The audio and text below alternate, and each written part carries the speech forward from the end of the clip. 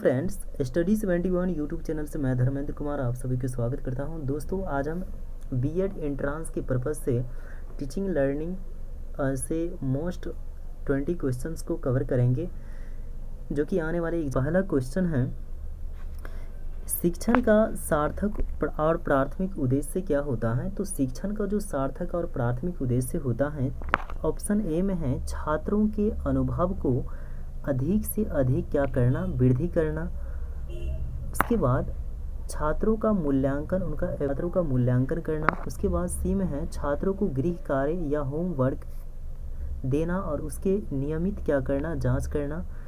उसके बाद जो है छात्रों के लिए पाठ्य सहगामी क्रियाओं का नियंत्रण। छात्रों के लिए पाठ सहगामी का मतलब जो साथ साथ होता है क्रियाओं का नियंत्रण करना। यहाँ पर है नियंत्रण करना अर्थात कंट्रोल करना है ना, इसलिए ये नहीं ऑप्शन होगा, ये भी ऑप्शन नहीं होगा। तो इसका राइट आंसर हो जाएगा छात्रों के अनुभव को अधिक से अधिक जो है क्या करना, वृद्धि करना। जैसे क्या है, अगर बच्चे को प्राथमिक स्तर पर अगर उसको एडमिशन जब दिया जाता है, कुछ नहीं जानता रहता है, फिर उसको धीरे धीरे जो है उनके अनुभव में क्या वृद्धि होता है। उसके बाद नेक्स्ट क्वेश्चन में है बाल केंद्रित शिक्षा, अर्थात बाल केंद्रित शिक्षा का मतलब क्या होता है। जो लेवल होता है उसके अकॉर्डिंग जो शिक्षा दिया जाता है, इसके अंतर्गत छात्र को किस प्रकार शिक्षा प्रदान की जानी चाहिए। तो ऑप्शन ए में है पर्यावरण पर आधारित, ऑप्शन बी में है परीक्षा पर आधारित और ऑप्शन सी में है बालक के योगदान पर आधारित। उसके बाद ऑप्शन डी में है शिक्षक प्रभावीकरण पर आधारित। शिक्षक प्रभावीकरण का मतलब होता है उसमें शिक्षक का ही अहम रोल हो। उसके बाद जो है बालक के योगदान पर आधारित, अर्थात बाल केंद्रित है तो उसमें बालक का अहम कंट्रीब्यूशन होना चाहिए। तो इसका राइट आंसर हो जाएगा सी। उसके बाद नेक्स्ट क्वेश्चन में है बच्चों के लिए सबसे उत्तम शिक्षक वह है जो स्वयं बालक जैसा हो। यह कथन किसका है। यह कथन ऑप्शन ए में मैनकेन का, ऑप्शन बी में अरस्तु का, ऑप्शन सी में गांधी जी का और ऑप्शन डी में इनमें से कोई नहीं। तो इसका राइट आंसर हो जाएगा मैनकेन का है। अर्थात मैनकेन के द्वारा यह कहा गया है कि जो शिक्षक हो वो बच्चों के जो भावना है उस भावना को समझे और स्वयं बच्चों जैसा हो। तो यह स्टेटमेंट जो है मैनकेन के द्वारा दिया गया है, ऑप्शन ए इसका राइट आंसर होगा। उसके बाद जो नेक्स्ट क्वेश्चन में परिवार एक साधन क्या है, साधन है किसका है। ऑप्शन ए में है दूरस्थ शिक्षा का, डिस्टेंस एजुकेशन का, ऑप्शन बी है अनौपचारिक शिक्षा का, ऑप्शन सी है औपचारिक शिक्षा का और ऑप्शन डी है डिस्टेंस एजुकेशन का। देखिए इसका राइट आंसर हो जाएगा अनौपचारिक शिक्षा का। और औपचारिक शिक्षा की अगर बात करें तो औपचारिक शिक्षा में क्या होता है, नियम के अकॉर्डिंग, जैसे कि अगर हम हिंदी भाषा को अगर सीख रहे हैं तो उसमें व्याकरण की ज़रूरत होती है औपचारिक भाषा अगर सीखते हैं तो। लेकिन इसका जो है अनौपचारिक होगा बगैर नियम का। ऑप्शन बी इसका राइट आंसर हो जाएगा। परिवार एक साधन है अनौपचारिक शिक्षा का, अर्थात जो शिक्षा मिलता है उसका परिवार से ही मिलता है। नेक्स्ट क्वेश्चन में है विद्यालय समाज का सच्चा प्रहरी या पहरेदार होता है। इस कथन का आशय यह है कि विद्यालय द्वारा समाज के भावी नागरिकों का भविष्य बनता है। ऑप्शन बी है विद्यालय समाज की आर्थिक प्रगति में है, समाज को सही दिशा में बढ़ाने के लिए प्रति विद्यालय उसकी रक्षा करता है। विद्यालय द्वारा समाज का विकास सुनिश्चित होता है। अगर मान लीजिए किसी गांव हो या चाहे शहर हो, वहाँ पर अगर विद्यालय है तो उससे यह सुनिश्चित होगा कि वहाँ का समाज का जो डेवलपमेंट होगा वो अच्छा होगा। तो इसका राइट आंसर हो जाएगा डी। इसके बाद नेक्स्ट क्वेश्चन में है पाठ्य सहगामी क्रियाओं से छात्रों में विकसित होती है। पाठ्य का मतलब क्या होता है, उसका सहगामी क्रिया जो है जैसे खेल कूद हो गया। ऑप्शन ए में उत्सव मनाने की भावना, पर्यटन की भावना, उसके बाद दूसरों के प्रति उत्तरदायित्व की भावना और डी में इसका संस्कृति मूलजोल की भावना। तो इसका राइट आंसर हो जाएगा दूसरों के प्रति उत्तरदायित्व की भावना बढ़ती है पाठ्य सहगामी क्रियाओं अर्थात खेल कूद से। उसके बाद नेक्स्ट है समाजीकरण का अर्थ क्या होता है। ऑप्शन ए में है सामाजिक मानदंडों या उनका जो है समाज में जो रीति रिवाज हैं उनका कठोर रूप से पालन करना। उसके बाद ऑप्शन बी में है समाज में समायोजित होना। इसके बाद जो है सामाजिक मानदंडों का विरोध द्वारा जो बनाया गया नियम है, इस नियम को हम नहीं मानते हैं तो इसका विरोध करना, विद्रोह करना। इसके बाद समाज की विविधता को समझना, और समाज में बहुत सारे जो हैं कास्ट होते हैं, उसके बाद जो है समाज के अंदर समायोजित हो जाना ही क्या कहलाता है, समाजीकरण कहलाता है। नेक्स्ट क्वेश्चन में है, विद्यालय शिक्षा का उद्देश्य हर बच्चों में किस चारित्रिक विशेषता का विकास करना है।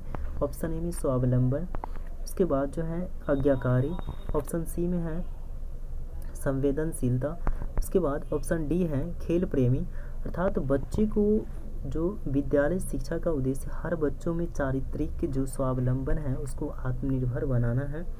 इसके बाद नेक्स्ट क्वेश्चन में है, शिक्षा के क्षेत्र में आरक्षण लागू होने से निम्न में से क्या होता है। देखिए ऑप्शन ए में है शिक्षा में विसंगतियाँ, दोष पैदा होती हैं शिक्षा में। उसके बाद ऑप्शन बी में है सामाजिक एकरूपता, उसके बाद जो है ऑप्शन सी में है सामाजिक रूप से पिछड़े व्यक्ति को सहायता मिलती है, और ऑप्शन डी में है यह नहीं मिलनी चाहिए, रिजर्वेशन नहीं मिलना चाहिए। तो ऑप्शन सी इसका राइट आंसर। एसटी या अनुसूचित जनजाति सामाजिक रूप से पिछड़े व्यक्ति को इससे सहायता मिलती है। नेक्स्ट क्वेश्चन है, अध्यापक राष्ट्र निर्माता कहा जाता है क्योंकि वह देश में सर्वोच्च स्थान रखता है, जनता की भावनाओं का अनुकूल व्यवहार करता है और अच्छा वक्ता होता है। उसके बाद डी में भविष्य के नागरिकों को तैयार करता है। देखिए निर्माता इसलिए कहा जाता है क्योंकि जो छोटे छोटे बच्चे होते हैं वो आगे चल कर के कोई डॉक्टर बनता है, कोई साइंटिस्ट बनता है, तो ये भविष्य के नागरिकों को तैयार करने के कारण ही अध्यापक को राष्ट्र निर्माता कहा जाता है। नेक्स्ट क्वेश्चन है, शिक्षा का स्तर गिरने का निम्न में से कौन सा एक प्रमुख कारण है। गैर जिम्मेदार शिक्षक, उसके बाद अभिभावकों का सहयोग न करना, और ऑप्शन सी में है छात्रों की भौतिक सुविधाओं का अभाव, उसका स्तर गिरता जा रहा है। नेक्स्ट क्वेश्चन है, निम्नलिखित में से किसका संबंध केवल शिक्षक अध्यापक शिक्षा से है। देखिए ऑप्शन ए में है एनसीईआरटी। एनसीईआरटी का पूरा फुल फॉर्म होता है national council education and training होता है। उसके बाद एनसीटी ऑप्शन बी में है। एनसीटी का मतलब national council for teacher education, अर्थात ऑप्शन बी जो है इसका राइट आंसर हो जाएगा। Central board of secondary examination होता है। यूजीसी का मतलब होता है यूनिवर्सिटी ग्रांट्स कमीशन होता है, तो इसका राइट आंसर हो जाएगा बी, इसका राइट आंसर होगा एनसीटीई। उसके बाद नेक्स्ट क्वेश्चन है, निम्नलिखित में NIOS national institute open schooling, उसके बाद बी में है नेशनल ओपन यूनिवर्सिटी, सी में है national in and art school, उसके बाद ऑप्शन डी में है navigation instructions art of school. इसका जो है national institute of open schooling होगा, इसका right answer option A. Next question है, कार्य करके सीखना लर्निंग बाय डूइंग उपयोगी है क्योंकि ऑप्शन ए में बच्चे करके अच्छा से सीखते हैं, ऑप्शन बी में बच्चे की क्रियाशीलता पसंद करते हैं, ऑप्शन सी में बच्चे इससे बच्चों को व्यस्त रखने में सहायता मिलती है, यह अधिक रुचिकर होता है। ऑप्शन बी इसका राइट आंसर हो जाएगा। अर्थात तो छोटा बच्चा जो होता है कोई चीज़ जो है क्या करता है को ज़्यादा पसंद करते हैं, तो ऑप्शन बी इसका राइट आंसर हो जाएगा। नेक्स्ट क्वेश्चन में है, ऑपरेशन ब्लैक बोर्ड का अर्थ क्या है। स्कूलों में बुनियादी आवश्यकताएं सुविधा प्रदान करना, ऑप्शन बी में है 14 वर्ष की उम्र तक सभी बच्चों को शिक्षा देना, ऑप्शन सी में है प्रौढ़ शिक्षा का विस्तार करना, ऑप्शन डी है गांव में शिक्षा का विस्तार करना। तो इसका राइट आंसर हो जाएगा स्कूलों में बुनियादी आवश्यकताएं सुविधा प्रदान करना। इसके अंतर्गत जो है इसके अंतर्गत जैसे पेयजल की व्यवस्था करना, जो भवन है उसका जो है व्यवस्था करना, ये को पूरा करता है। उसके बाद नेक्स्ट क्वेश्चन है, देश में वर्तमान में निम्न में से कौन सी शिक्षा प्रणाली प्रचलित है। ऑप्शन ए में 5+3+3+4, ऑप्शन बी में 10+2+3 और सी में 10+2+4 और ऑप्शन डी में 5+2+3। अर्थात अभी जो वर्तमान में चल रहा है ये बी आंसर होगा, 10+2+3 है। 20 अगर लागू हो जाता है तो 5+3+3+4 ये लागू हो जाएगा। अभी वर्तमान में 10+2+3 जो है शिक्षा प्रणाली प्रचलित है। इसके बाद नेक्स्ट क्वेश्चन में है, राष्ट्रीय साक्षरता मिशन NLM अर्थात नेशनल लिटरेसी मिशन की स्थापना कब होती है। ऑप्शन 1995 में मिड डे मील योजना स्टार्ट किया गया था, 1987, उसके बाद 1988 ऑप्शन सी में, ऑप्शन डी में 1991। इसका राइट आंसर हो जाएगा सी 1988। इसके तहत जो है जो 15 से लेकर के 35 तक की जो वयस्क हैं प्रौढ़ हैं उसका जो है जो निरक्षर है निरक्षर हैं उसको जो है क्या करना है, साक्षर बनाने के लिए यह मिशन बनाया गया था। नेक्स्ट क्वेश्चन है, निम्नलिखित में से कौन शिक्षा आयोग नहीं है। देखिए ऑप्शन ए में क्रिप्स मिशन जो कि 1942 में आया था। बी में सैडलर आयोग। सैडलर आयोग जो है कब आया था, सैडलर आयोग आया था 1917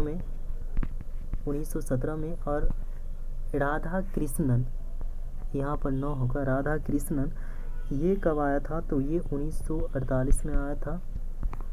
उसके बाद जो है कोठारी कमीशन 1964 में आया था। तो इसका राइट आंसर हो जाएगा ये क्रिप्स मिशन जो है शिक्षा आयोग नहीं है। इसके बाद नेक्स्ट क्वेश्चन है, दूरस्थ शिक्षा या डीई अर्थात डिस्टेंस एजुकेशन का तात्पर्य क्या होता है। ऑप्शन ए में दूरस्थ विधियों तथा माध्यमों की सहायता से छात्रों को शिक्षित करना, और बी में है स्वयं करके सीखना, ऑप्शन सी में है आमने सामने शिक्षण करना, और डी में है इनमें से कोई नहीं। तो इसका राइट आंसर हो जाएगा, ये आंसर होगा विधियों तथा माध्यमों की सहायता से छात्रों को शिक्षित करना। नेक्स्ट क्वेश्चन है, पर्यवेक्षण का बुनियादी उद्देश्य क्या होता है। बुनियादी उद्देश्य क्या है। ऑप्शन ए में शिक्षकों तकनीकी सुधार हेतु प्रोत्साहित करना, ऑप्शन बी में है शिक्षक छात्रों को व्यवहार करने में दक्ष बनाना, ऑप्शन सी में है शिक्षकों को अपने छात्रों को समझने में सहायता करना, और डी में है छात्रों को प्रभावी ढंग से पढ़ने में मदद करना। तो ऑप्शन डी इसका राइट आंसर हो जाएगा। ऑप्शन का बुनियादी उद्देश्य है छात्रों को प्रभावी ढंग से पढ़ने में मदद करना। तो थैंक यू, आज का क्लास यहीं पर समाप्त होता है। आप सभी दोस्तों को तहे दिल से धन्यवाद। Thank you, love you all.